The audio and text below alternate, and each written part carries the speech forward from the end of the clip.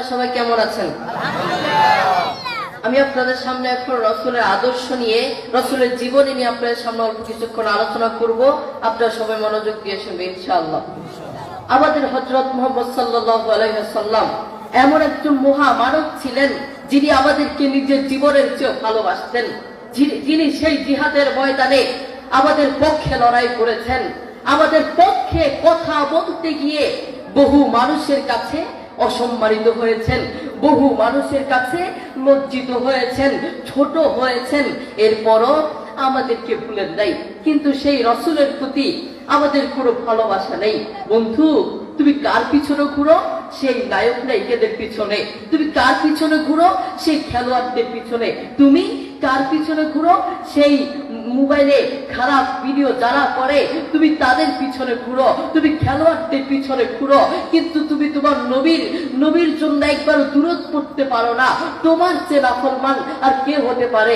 আমাদের রাসূলের প্রতি কোনো ভালোবাসা নেই। সাহাবীদের দিকে তাকিয়ে দেখেন, সাহাবীদের দিকে তাকিয়ে দেখেন রাসূলের প্রতি কত ভালোবাসা ছিল। একদিন বেলাল রাদিয়াল্লাহু তাআলা আনহু মারা যাবেন, মৃত্যু শয্যায় তিনি হাসছেন, তার মধ্যে হাসির জোয়ার চলছে। তার স্ত্রী দেখে অবাক হয়ে বললেন, আপনি হাসছেন, এ সময় সবাই কাঁদে আর আপনি কেন হাসছেন? বেলাল রাদিয়াল্লাহু তাআলা আনহু অবাক করে একটি কথা বললেন, কেন কাঁদছি জানো? আমি কেন কাঁদছি জানো? আরে আমি যেই নবীর জন্য অপেক্ষা করেছিলাম, নবী যেই রাস্তা দিয়ে হেঁটেছিল, আমি সেই রাস্তা দিয়ে হাঁটলে আমার কান্না চলে আসে। নবী যেই জায়গায় বসেছিল, আমি সেই জায়গায় বসলে আমার কান্না চলে আসে। আর আমি মরলেই তো, আমি মারা গেলেই তো সেই নবীকে দেখতে পাবো। এই জন্য আমার মধ্যে আনন্দের জোয়ার চলছে। আল্লাহু আকবার। নবীর প্রতি কত টান, কত ভালোবাসা, কিন্তু আমাদের ভালোবাসা সেই শাকিব খানের প্রতি, আমাদের ভালোবাসা সেই খেলোয়াড়দের প্রতি, কিন্তু নবীর প্রতি আমাদের কোনো ভালোবাসা নেই। আপনি দেখেন, আমরা নবীকে ভালোবাসবো তো দূরে থাক, উল্টো আমরা নবীর বিরুদ্ধে কথা বলি, ঠিক কিনা? আপনি দেখেন, বহু অমুসলিম, বহু নাস্তিক, বহু খ্রিস্টান নবীর বিরুদ্ধে কথা বলেছে, নবীকে নিয়ে মিথ্যা অপবাদ দিয়েছে, নবীর নামে কটূক্তি করেছে, কিন্তু দুঃখের বিষয় আমরা চুপ ছিলাম, আমরা কোনো কথা বলতে পারি নাই, আমাদের মুখ চুপ ছিল। কিন্তু এখন বলতে চাই, কেউ যদি নবীর বিরুদ্ধে কথা বলে আমাদের এই মুখ চুপ থাকবে না, ঠিক কিনা? বিরুদ্ধে প্রতিবাদ করবো, রাজি আছি ইনশাআল্লাহ। আমরা তাদের বিরুদ্ধে প্রতিবাদ করব। আমরা বলতে চাই, এদেশে কোন ইসলাম বিরোধী, সুন্নাহ বিরোধী, কোরআন বিরোধী, ইসলাম বিরোধী আর কোন জালেম থাকতে পারবে না, ঠিক কিনা? প্রত্যেকটা জালেমকে এদেশ থেকে বয়কট করা দরকার। আমরা দেখেছি, কেউ মোবাইলে দেখেছি, আবার কেউ সরাসরি দেখেছি। আমরা দেখেছি ফেরাউনের লাশকে আল্লাহ অক্ষত রেখে দিয়েছেন, ফেরাউনের লাশকে আল্লাহ অক্ষত রেখে দিয়েছেন এদেশের জালেমদেরকে শিক্ষা দেওয়ার জন্য। জালেমরা শুনে রেখো, তোমাদেরকে বলতে চাই, তোমাদেরকেই বলছি, জালেম সেই ফেরাউন থেকে শিক্ষা নাও, সেই ফেরাউন থেকে শিক্ষা নাও। যদি সেই ফেরাউন থেকে শিখতে না পারো, যদি সেই ফেরাউন থেকে শিক্ষা গ্রহণ করতে না পারো, তাহলে ফেরাউনের মতো আল্লাহর গজবে পড়বে, ঠিক না? সেই ফেরাউন থেকে শিক্ষা গ্রহণ করো। আমরা দেখেছি দেশে একটা পরিবর্তন হয়েছে। আমরা আমাদের পক্ষ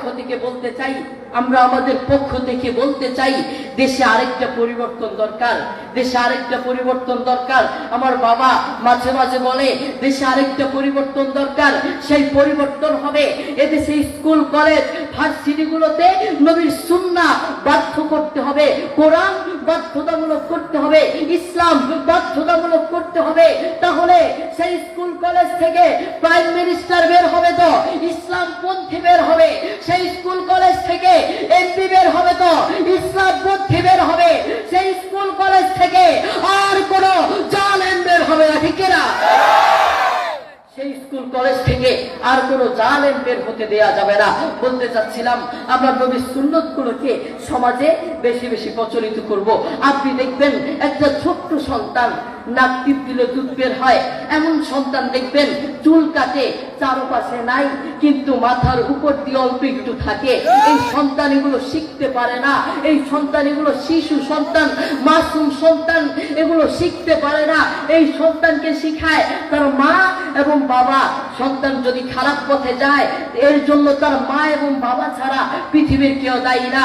আপনি দেখবেন বহু মা তার সন্তানকে বলে, বাবা তাড়াতাড়ি ঘুমাও, সকালে স্কুলে যেতে হবে, বাবা তাড়াতাড়ি ঘুমাও, সকালে অঙ্কের টিচার আসবে, বাবা তাড়াতাড়ি ঘুমাও, সকালে স্কুলে যেতে হবে, খেলায় যেতে হবে।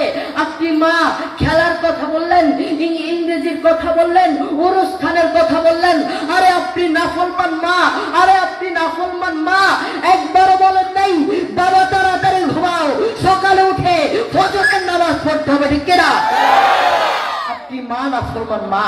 এজন্য বলতে চাই, সন্তান যদি খারাপ পথে যায় এর জন্য তার মা এবং বাবা ছাড়া পৃথিবীর কেউ দায়ী না। এজন্য আমরা আসুন নবীর সুন্নত গুলোকে সমাজে বেশি বেশি প্রচলিত করব।